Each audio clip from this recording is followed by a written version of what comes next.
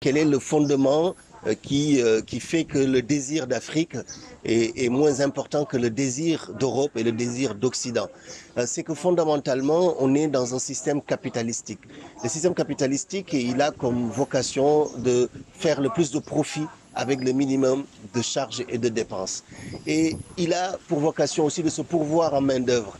Et la main-d'œuvre, plus elle est gratuite, et mieux c'est pour le système capitaliste. Donc fondamentalement, ce qui relie l'exode d'hier, qui effectivement, vous avez raison, est un exode forcé, qui est fait par des chefs africains qui vont à l'intérieur du pays, qui capturent d'autres Africains, qui les acheminent vers les côtes pour les vendre, donc qui repose sur aussi pareil une volonté capitalistique de certains Africains forcés. Là, on arrache les gens à leurs terres, et on les arrache à leurs familles pour les emmener. Et aujourd'hui, ce qui relie donc cette sorte d'exode forcé et les migrations d'aujourd'hui, qui sont des migrations subies, c'est pas fondamentalement des migrations volontaires dans le fond, puisqu'en réalité, qu'est-ce qui fait que les gens partent? C'est parce que c'est le manque de sécurité, c'est l'incapacité des États d'Afrique à répondre aux besoins de sécurité, aux besoins de santé, aux besoins d'éducation, aux besoins de développement. C'est-à-dire qu'on a des pays qui ont souvent des potentiels économiques, des ressources extrêmement importantes, mais qui sont captés par une petite minorité qui réduit le reste de la population dans la pauvreté. Les gens partent aussi, pourquoi? Parce qu'il y a des menaces environnementales. On sait qu'aujourd'hui, avec le changement climatique, beaucoup de zones d'Afrique sont des zones désertifiées où il n'y a plus rien à faire. Donc on ne peut pas dire que ce soit volontaire, parce que si ces gens avaient le choix, ils ne partiraient pas. Qu'il y ait un désir d'Occident, d'altérité, de diversité, de voyage, je crois que ça c'est intrinsèquement humain et on ne peut que souhaiter que les gens aient envie de bouger, de rencontrer des peuples parce que ça les forme. Mais fondamentalement, ceux qui partent d'aujourd'hui, ils subissent le départ. On ne les force plus, mais ils le subissent. Ils sont dans des conditions telles que la seule alternative pour eux, pour ne pas mourir, c'est de partir. Et ceux qui les emploient en Europe, ce sont les gens qui tiennent le système. Et ils le font volontairement. Ils ont besoin de cette masse de personnes corvéables et malléables, qui n'ont pas de droit. On les fait travailler au noir. C'est un système qui pense même l'irrégularité et la clandestinité et qui la met dans son propre processus, qui est le processus de l'enrichissement. Je suis fondateur et directeur de l'association internationale Mémoire et Partage, qui est une association qui est basée à Bordeaux et à Dakar. C'est une organisation qui s'investit autour du travail de la mémoire, d'une manière générale, la mémoire de l'esclavage, de la traite des Noirs, la mémoire d'un crime contre l'humanité.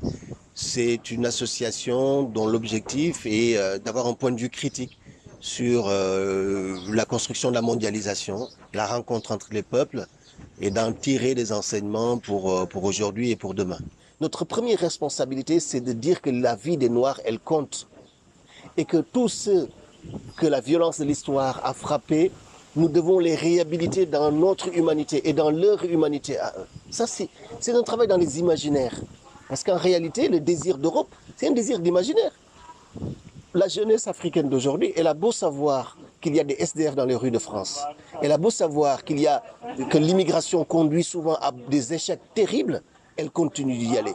Parce que la force de l'imaginaire occidental, il est considérable.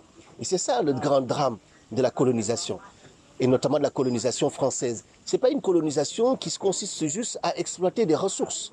C'est une colonisation qui exploite des mentalités, qui transforme des mentalités, qui transforme des images, qui amène de nouvelles images, plus séduisantes, plus désirables, et pour lesquelles on est prêt à tout. Vous avez raison, le Sénégal n'est pas un pays en guerre. Et pourtant, les jeunes Sénégalais continuent encore aujourd'hui de partir, de prendre des risques considérables pour aller en Europe. C'est que nous avons voulu, pour des raisons de pragmatisme, effacer notre histoire et la faire commencer à la période de l'indépendance, alors qu'elle est plus ancienne. Donc je pense qu'il y a une sorte de réhabilitation d'une histoire, d'une mémoire, mais très concrète, hein, très concrète, parce qu'on a des expériences d'une façon de vivre extrêmement désirables, séduisantes et protectrices, et qui sont des modèles. Pour vous donner un exemple, on a ce qui a été fait avec le Black Panther, ce film Black Panther. Il reconstitue une Afrique qui est possible. qui est possible si elle s'en donne les moyens, qui ne va pas résoudre la question de la violence fondamentalement, qui peut être interne au continent, mais qui peut donner aux Africains le choix.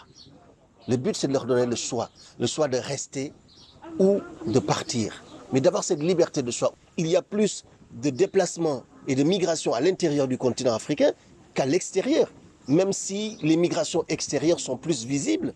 Et ça, c'est encore aussi la capacité de l'Occident à toujours se mettre en avant. Voilà. Et à introduire l'image que le désir d'Europe est plus fort que le désir d'Afrique. Le fait d'acquérir les moyens politiques d'administrer un territoire n'est pas une révolution en soi. C'est juste un changement de gouvernement. Le casque colonial, il est toujours là, en réalité. Il passe juste d'une tête à une autre, la plupart du temps.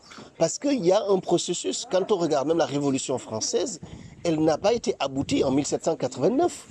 Il a fallu des dizaines d'années, voire même des centaines d'années, pour qu'on arrive à un système qui est encore même imparfait pour la plupart. Pour donner un exemple, la démocratie américaine, le système américain, a attendu un siècle pour libérer les esclaves. Au XVIIIe siècle, il y a 3 révolutions, mais on ne nous enseigne que 2 révolutions. Les 2 révolutions dont on nous enseigne, c'est la révolution américaine de 1776 et la révolution française de 1789. Aucune de ces révolutions n'est démocratique. Toutes, elles ont laissé les Noirs dans l'esclavage. La seule révolution qui a libéré les Africains, c'est la révolution haïtienne de 1791. On l'enseigne très peu. Et c'est important de l'enseigner parce que cette révolution, elle a été vraiment radicale. Elle n'a pas résolu les problèmes des Africains, mais elle nous a mis sur une rampe de lancement. C'est à partir de là que les Noirs ont cru et se sont armés pour dire qu'ils avaient droit à la liberté et à l'égalité. Et les indépendances africaines, c'est le même processus, puisqu'elles ont été inspirées par ça. 1804, première indépendance d'Haïti, 1804, ça va inspirer les Noirs américains qui vont aussi se battre. Et on sait qu'ils ont été importants dans le mouvement de la négritude, qui va alimenter le mouvement vers les décolonisations et vers les indépendances. Mais elles ne sont pas achevées. L'indépendance, oui, parce que l'indépendance, c'est la disposition des moyens politiques de gestion, mais c'est formel. Il y a l'imaginaire. Et l'imaginaire, c'est la décolonisation des esprits. Et ça, c'est un long chemin. Et c'est en cela qu'il ne faut pas que nous désespérions. Ce que nous faisons aujourd'hui, différents acteurs participent de ce cheminement-là. On peut être très pressé et on peut penser et vouloir changer la condition de l'Africain et de l'homme noir du jour au lendemain. Et on a le droit de le penser.